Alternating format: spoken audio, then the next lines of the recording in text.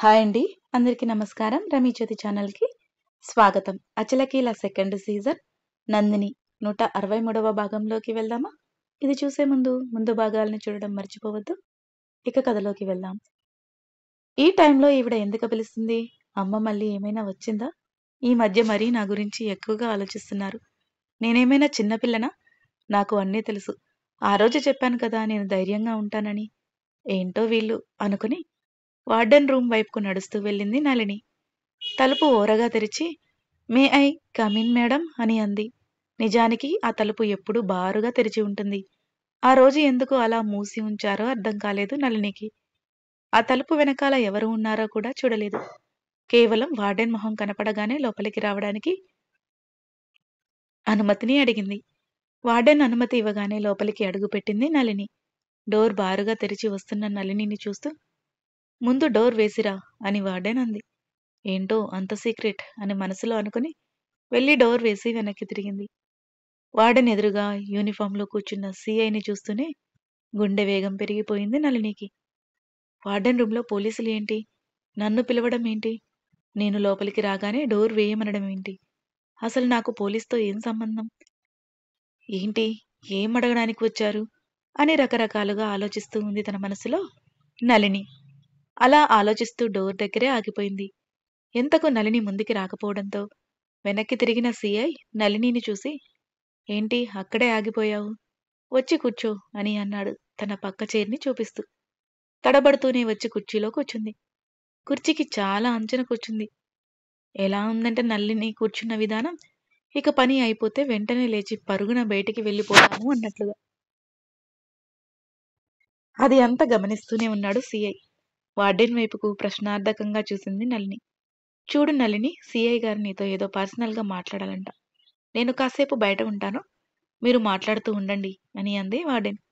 అదేంటి మేడం, నాతో పర్సనల్గా మాట్లాడడం ఏంటి? అదంతా ఏమీ అవసరం లేదు. మీరు కూడా ఉండండి, మీ ముందే మాట్లాడతారు అని అంది భయం భయంగా సీఐ వైపు చూస్తూనే. ఆవిడ ఉండాలో ఉండకూడదో చెప్పాల్సింది నువ్వు కాదు నేను అన్నాడు సీఐ చాలా గంభీరంగా. వెంటనే బిగుసుకుపోయి కూర్చుంది నళిని. ఏం పర్వాలేదు నందిని, మాటలే కదా, ఒక 10 నిమిషాలు అంతే అంటూ నళినికి ఇక మాట్లాడే అవకాశం ఇవ్వకుండా ఆ వార్డెన్ బయటికి వెళ్ళిపోయింది. ఒక నిమిషం పాటు నళినినే గమనిస్తున్నాడు సీఐ. అతను అలా చూడడం ఇబ్బందిగా అనిపిస్తూ ఉంటే అతనికి కొంచెం దూరంగా కదిలి కూర్చుంది. నవీన్ తెలుసా నీకు అని అన్నాడు సీఐ. గుండెల్లో పిడుగుపడినంత పని అయింది నళినికి. అయినా అదేది బయటపడకుండా ఏ నవీన్ అని అంది చాలా మామూలుగా. ఎంతమంది నవీన్లు తెలిసి ఏంటి నీకు అని అన్నాడు కొంచెం తటపటాయిస్తున్నట్లుగా. నాకు తెలిసిన నవీన్ గురించి అడుగుతున్నారో లేదో అని నేను అడుగుతున్నాను అని అంది నళిని. ఎక్కువగా మాట్లాడకుండా నీకు నవీన్ తెలుసా లేదా చెప్పు అని అన్నాడు సీఐ. నాకు ఒకడే నవీన్ తెలుసు, మా అమ్మ సవితి తల్లి కొడుకు. కానీ అతనితో నాకేమీ పరిచయం లేదు అని అంది నళిని. నేను ఆ విషయం అడగలేదు అని అన్నాడు సీఐ. అర్థం కాలేదు అంది నళిని. అడగకుండానే ఇన్ఫర్మేషన్ ఎందుకు ఇస్తున్నావు? గుమ్మడికాయల దొంగలా భుజాలు తడుముకుంటున్నావా అని అన్నాడు సీఐ. దొంగ ఏంటి, భుజాలు తడుముకోవడం ఏంటి? అర్థం కానట్లుగా అడిగింది నళిని. అర్థం కాలేదా? సరే అయితే నేను అడిగే ప్రశ్నలకు సమాధానం చెప్పు అంటూ ఒక ఫోన్ నెంబర్ చెప్పి ఇది నీ నెంబరేనా అని అడిగాడు. అవును నా నెంబరే అని అంది నళిని. ఈ నంబర్ నవీన్కి తెలుసా అని అడిగాడు సీఐ. ఏమో నాకు తెలియదు అని అంది నళిని. అంటే ఏంటి, నీకు తెలియకుండానే అతను నీకు ఫోన్ చేశాడా అన్నాడు సీఐ. అతడు నాకు ఫోన్ చేయడం ఏంటి అర్థం కాక అడిగింది నళిని. ఈజీగా బయటపడే నిజాల విషయంలో అబద్ధం చెప్పాల్సిన అవసరం లేదు అంటూ కాల్ లిస్ట్ ముందు పెట్టి నవీన్ చివరిసారిగా ఫోన్ చేసిన నంబర్ నీదే అంటూ చూపించాడు సీఐ. ఆ తేదీ ఆ సమయం చూసి ఆ రోజు ఏదో రాంగ్ కాల్ వచ్చింది, ఎవరో పిచ్చి పిచ్చిగా మాట్లాడారు, అది నవీనో కాదో నాకు తెలియదు. అలాంటప్పుడు నవీన్ ఫోన్ చేశాడని నేనెలా చెప్పగలను? ఇప్పుడు మీరు చూపించేదాకా అది నవీన్ నెంబర్ అని నాకు తెలియదు అని అంది నళిని. అవునా, నిజంగా తెలియదా అన్నాడు సీఐ. నిజంగానే తెలియదు అని ఖచ్చితంగా చెప్పింది నళిని. అతను చివరిసారిగా నీకు ఫోన్ చేశాడు అని తెలుసుకోగలిగిన వాడిని ఏం మాట్లాడావో తెలుసుకోలేనా అని అన్నాడు సీఐ. తెలుసుకోండి, ఇలా హాస్టల్కి వచ్చిన అడగాల్సిన అవసరం లేదు కదా. వాడెవడో రాంగ్ కాల్ చేస్తే నన్ను ఏదో ముద్దాయిలాగా నిలబెట్టి క్వశ్చన్స్ వేస్తున్నారు. అతడి చివరి కాల్ కేవలం నాకు మాత్రం చేశాడు అని మాట్లాడుతున్నారు. అంటే అతను ఫోన్ తీసేశాడా? కేవలం అతడు కాల్ నాకు చేసినంత మాత్రాన నన్ను ఒక దోషిలాగా మీరు ఎంక్వైరీ చేయడానికి ఇక్కడి దాకా వస్తారా? ఇలా రావడం వల్ల, మీరు నాతో మాట్లాడడం వల్ల నా ఫ్రెండ్స్ నన్ను దూరం పెట్టే అవకాశం ఉంది. అలా జరిగితే అది ఎన్ని పరిణామాలకు దారితీస్తుందో తెలియదు. నిజానిజాలు ఏంటో తెలుసుకోకుండా ఒక ఆడపిల్లని డైరెక్ట్‌గా వాళ్ళ హాస్టల్‌కి వచ్చి ఎంక్వైరీ చేయడానికి అసలు మీకు ఏం అనుమతి ఉంది? మీరు సీఐ అయినంత మాత్రాన మీ ఇష్టం వచ్చినట్లుగా ఏది పడితే అది చేయొచ్చు అనుకుంటున్నారా? అంటూ సీఐకి ఊపిరి మెసలకుండా ప్రశ్నల వర్షం కురిపించింది నళిని. ఏదో ఇంజినీరింగ్ చదువుతున్న పిల్ల 4 మాటలు మాట్లాడి భయపెడితే బెదిరిపోయి నిజం చెప్తుంది అనుకుని వచ్చాడు తను. కానీ ఇలా లాజిక్‌గా మాట్లాడుతూ ఉండడంతో ఎక్కువగా ప్రశ్నలు అడగడం మంచిది కాదు అనుకుని ఆ అబ్బాయి కనిపించకుండా పోయాడు. అది కనుక్కునే ప్రయత్నంలోనే ఇటు వచ్చాను. అందులో ఊరికే ఏం కాదు. అతని చివరి కాల్ నీకు చేయడం వల్లే అని అన్నాడు సీఐ. అతను కనిపించడం లేదని మీకు ఎవరు కంప్లైంట్ ఇచ్చారు? మీ దగ్గర ఏమైనా కంప్లైంట్ ఉందా? చూపిస్తారా? అని అడిగింది నళిని. లేదు, స్టేషన్‌లో ఉంది. ఈసారి వచ్చినప్పుడు తీసుకొస్తాలే అనుకుంటూ అక్కడి నుండి వెళ్ళిపోయాడు సీఐ. అతను వెళ్ళిపోగానే నళిని కూడా త్వరగా బయటికి వచ్చి తన గదిలోకి వెళ్ళింది. అందరూ నళినిని విచిత్రంగా చూస్తూ ఉన్నారు. వెళ్ళి తన గదిలో కూర్చొని ఏం చేయాలా అర్థం కాక ఆలోచిస్తూ ఉంది నళిని. కొనసాగుతుంది. మరొక భాగాన్ని కూడా ఇక్కడే కలుపుతున్నాను, గమనించగలరు. 164వ భాగంలోకి వెళ్దామా?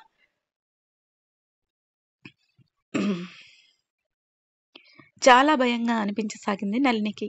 ఏదో సీఐని అదరగొట్టడానికి అలా మాట్లాడింది కానీ, నిజంగానే అతను ఏం మాట్లాడాడో రికార్డు తీసుకుని వస్తే అసలు తను ఏం చేయగలదు? అది తలుచుకోగానే చేతులు మొత్తం చెమటలతో తడిచిపోయాయి. ఎవరికైనా చెప్తే బాగుంటుంది అని అనిపించింది. కానీ అలా చెప్పడం వల్ల మరొక వ్యక్తికి ఎక్కువగా తెలియడమే కానీ, దానివల్ల ఉపయోగం ఏంటో అర్థం కాలేదు. ఏదైతే అది జరిగింది. ఎవరికీ చెప్పకుండా ఉండడమే మంచిది. అంతకీ ఆ సీఐ ఈ విషయాన్ని సీరియస్‌గా తీసుకొని ఎంక్వైరీ చేయాలని చూస్తే, అప్పుడు నందగోపాల్‌కి చెప్పొచ్చు. ఏం చేయాలో తనే చెప్తాడు. ఇప్పుడు మాత్రం ఎవరికీ చెప్పను. అసలు నేను ఇక్కడ ఉండేదాన్ని కాదు. ఈ ఎగ్జామ్స్ ఎప్పుడు అయిపోతాయో, ఇంటికి ఎప్పుడు వెళ్తానో ఏమో అని అనుకుంది నళిని. నందిని నందగోపాల్‌కి ఫోన్ చేసింది. అభినందన్ విషయం గురించే అడిగింది. ఆ విషయం గురించే చూస్తున్నాను. అసలు ఆ ఇంట్లో నుంచి అతను బయటికి వచ్చిన ఆనవాళ్లు అయితే లేవు. ఏం చేయాలో అర్థం కావడం లేదు అని అన్నాడు నందగోపాల్. సరే చూద్దాం. అతడు మనకి ఏదైనా హాని చేయాలనుకుంటే మన దగ్గరికి వస్తాడు కదా! అప్పుడు ఆలోచించొచ్చు. నువ్వేమీ దిగులు పడకు అంటూ ధైర్యం చెప్పింది నందిని. ఆ రోజు ఇక ఇంట్లో ఎవరూ లేరు.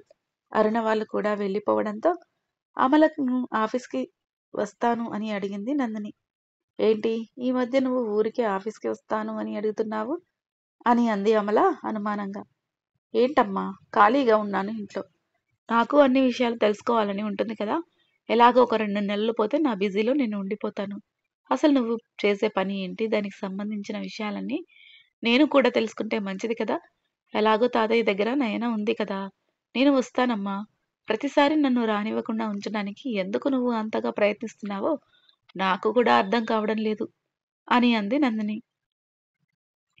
తను నందినిని అనుమానిస్తే నందిని తనను ఎదురు ప్రశ్నించడంతో ఎందుకొచ్చిన గొడవ అనుకుని సరేరా తీసుకెళ్తాను నాతో అని అంది అమల.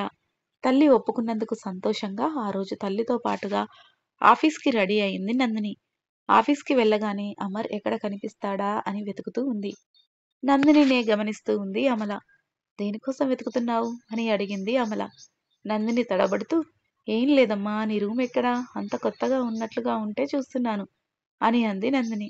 కొత్తగా ఏంటి? ఇదివరకు వచ్చావు కదా అడిగింది అమల. అంటే చాలా రోజులైంది కదా అంది నందిని. సరే సరే పద అంటూ వెళ్ళి అమల తన గదిలో కూర్చుంది. అమల ఎదురుగా కూర్చుని వెనక్కి చూస్తూ ఉంది నందిని. ఏంటి నందిని అని అడిగింది అమల. అంతా చూసేస్తానమ్మా ఒకసారి అంటూ లేచి త్వరగా అక్కడి నుండి వెళ్ళిపోయింది నందిని. చుట్టూ అంతా పరికించి చూస్తూ అమర్ ఎక్కడైనా కనబడతాడేమో అని చూస్తూ ఉంది. ఒక దగ్గర కూర్చుని అమర్ ఏదో చేస్తూ ఉన్నాడు. అమర్ని చూస్తూనే కళ్ళల్లో మెరుపు నందినికి. చటుక్కున అక్కడికి వెళ్ళింది. సార్ బాగున్నారా అంటూ పలకరించింది వెంటనే నందిని అమర్ని. నందిని వైపు చూసిన అమర్ కళ్ళల్లో ఆనందం. ఏంటి సారా అన్నాడు దిగులుగా మొహం పెట్టి. మరి ఏమని పిలవాలి? అమ్మ ఫ్రెండే అయినా అంకుల్ అని పిలుద్దామంటే అంత పెద్ద వాళ్ళలా కనిపించడం లేదు. నేను అలా పిలిస్తే బాగోదు కదా అని అంది నందిని. వద్దు వద్దు అలా పిలవద్దు అని అన్నాడు అమర్. మరి ఎలా పిలవను అంటూ అమర్నే గమనిస్తూ ఉంది నందిని కాసేపు. కాసేపు ఆలోచించి నాకు పేరు పెట్టి పిలిచినా ఇష్టమే.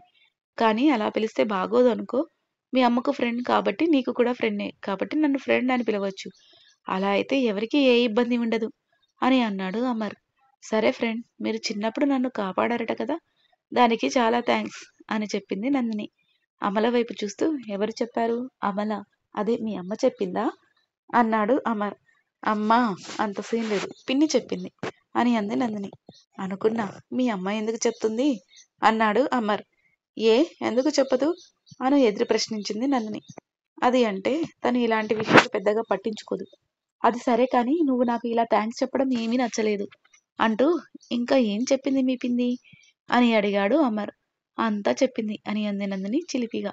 అంతా అంటే? అంతా అంటే ఏముంటుంది అని తడబడుతూ మేము ఫ్రెండ్స్, అదే చెప్పి ఉంటుంది అని అన్నాడు అమర్. అవునవును, మీరు ఫ్రెండ్స్. ఎంత మంచి ఫ్రెండ్స్ అంటే ఇన్ని సంవత్సరాల తర్వాత కూడా మళ్ళీ కలిశారు. మీ ఫ్రెండ్ కోసమే కొంపదీసి ఇక్కడికి వచ్చారా ఏంటి వర్క్ కోసం అని అంది నందిని.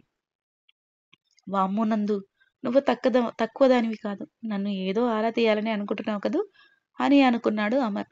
వెంటనే మాట మారుస్తూ, అది సరే, ఆ రోజు మీరు ఊరు ఎందుకు వెళ్లారు? మీ తాత కోసమే అయితే నేరుగా వాళ్ళ ఇంటికి వెళ్ళొచ్చు కదా, పక్క ఇంటికి ఎందుకు వెళ్ళాడు అని అడిగాడు అమర్. ఇక విషయాన్ని దాచడం, ఈ దోబూచులాటలు అన్నీ అనవసరం అని అనిపించింది. అందుకే విషయం చెప్పేద్దామని అనుకుంది నందిని. నళిని తనని దబాయించి మాట్లాడడంతో స్టేషన్కి వెళ్లి చక్రపాణికి ఫోన్ చేశాడు సిఐ. విషయం ఎంతవరకు వచ్చింది అని అడిగాడు చక్రపాణి. వాడి గురించి నేను ఏది కనుక్కోవాలన్నా ముందు వాడు మిస్ అయినట్లుగా నా దగ్గర కంప్లైంట్ ఉండాలి. కంప్లైంట్ ఉంటే నేను ఎంక్వైరీ పేరుతో ఏదైనా చేయొచ్చు. నా సొంతంగా చేస్తే నా జాబ్కే ఎసరు వచ్చే అవకాశం ఉంది అంటూ జరిగింది చెప్పాడు చక్రపాణికి సిఐ. ఆ అమ్మాయితో చివరిగా మాట్లాడాడు అంటే ఖచ్చితంగా ఆ అమ్మాయికి నవీన్ గురించి తెలిసే అవకాశం ఉంది. అందుకే తప్పించుకోవడానికి ధైర్యంగా మాట్లాడినట్టుగా నటించింది అంతే. లోపల భయం అలాగే ఉంటుంది. ఏం కావాలి? కంప్లైంటే కదా.